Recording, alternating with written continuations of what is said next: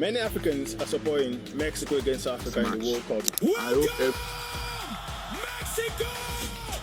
Somos Mexico! Dear Africans, I hope you all know we are supporting Mexico during this match, right? Right? we are all supporting Mexico against South Africa. Yo, ain't you African? Why you supporting Mexico, bro? You African. Soy africano, pero today, hoy, soy mexicano, dale. Millions of African fans watched South Africa's World Cup opening match, but a majority of them were supporting Mexico. So why would Africans not support another African team?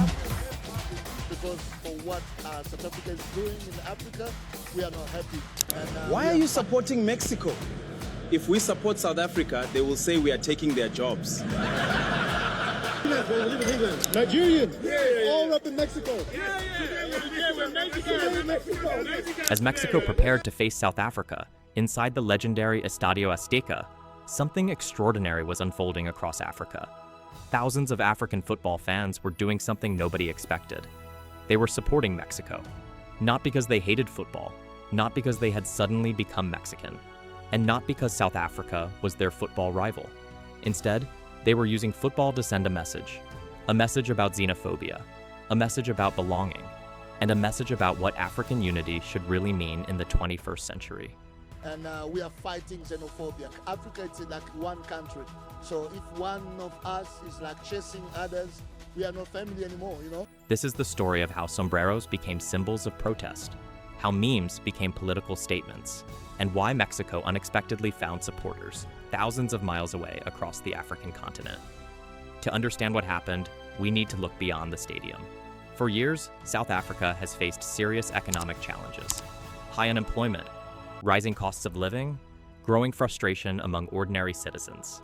At the same time, millions of migrants from across Africa have traveled to South Africa seeking opportunities, safety, and economic survival. Many have built businesses. Many have started families. Many have contributed to local communities. But tensions surrounding immigration have also generated controversy.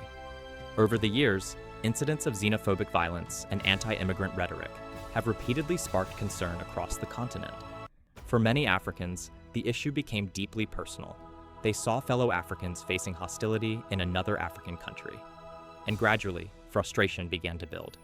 By 2026, those frustrations had become part of a larger conversation about migration, identity, and Pan-African unity.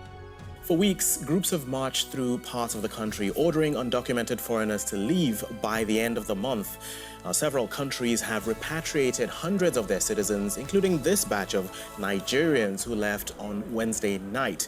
At least 2 Mozambican citizens have been killed in the violence, and it's the latest in a recurring wave of xenophobic unrest that has left foreigners, even those with legal documents, worried for their safety.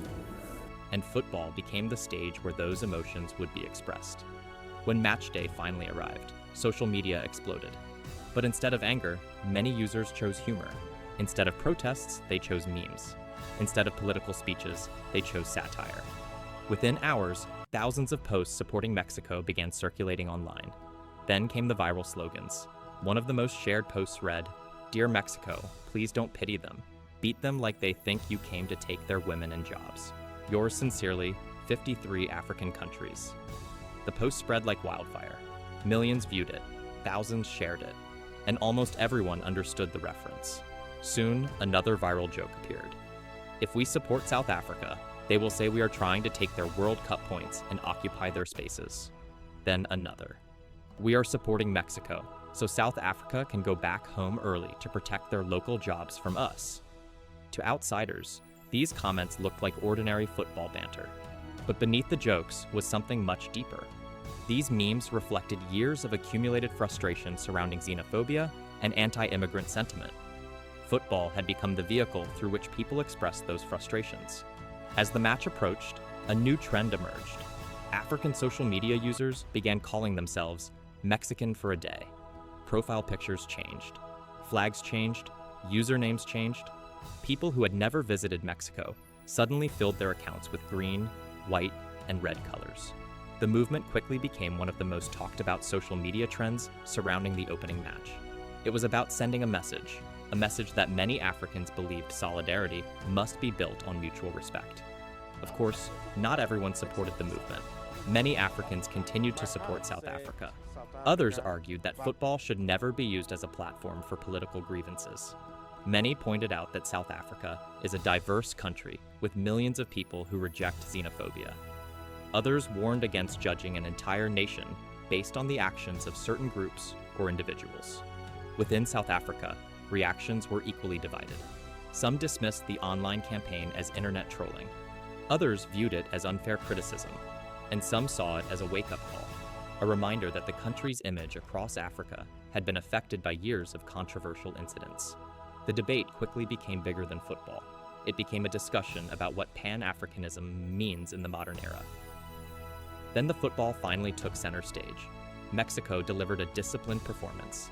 The hosts controlled key moments of the game. South Africa struggled to find rhythm. As the match progressed, emotions boiled over. The game became increasingly chaotic. And when the final whistle arrived, Mexico had secured a convincing victory. Inside Estadio Azteca, the crowd erupted. But thousands of kilometers away, celebrations were also taking place online.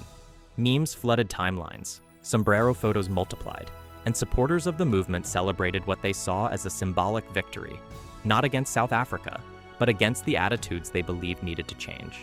The story of the Sombrero protest was never really about football, and it was never really about Mexico.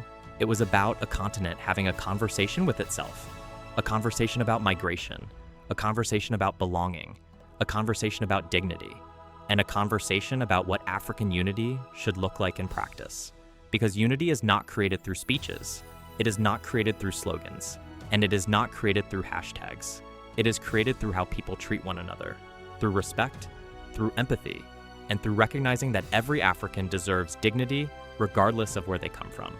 When historians look back at the opening match of the 2026 FIFA World Cup, they will remember Mexico's victory. They will remember the atmosphere inside Estadio Azteca. They will remember the goals, but many will also remember something else. The moment when thousands of Africans used football to start a conversation that reached far beyond sport, because sometimes football reflects society. Sometimes a meme carries a message, and sometimes a simple sombrero becomes a symbol of something much bigger. A reminder that unity is not automatic, it is earned.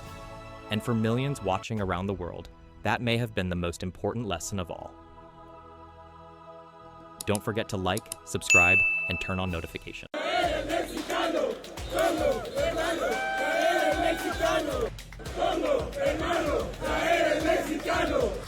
Yo, ain't you African? Why you supporting Mexico, bro? You African. Soy africano, pero today, hoy, soy mexicano, dale. So many Africans are supporting Mexico against Africa in the World Cup. I hope every Nigerian knows who we are supporting for this match. Welcome, Mexico! Somos Mexico!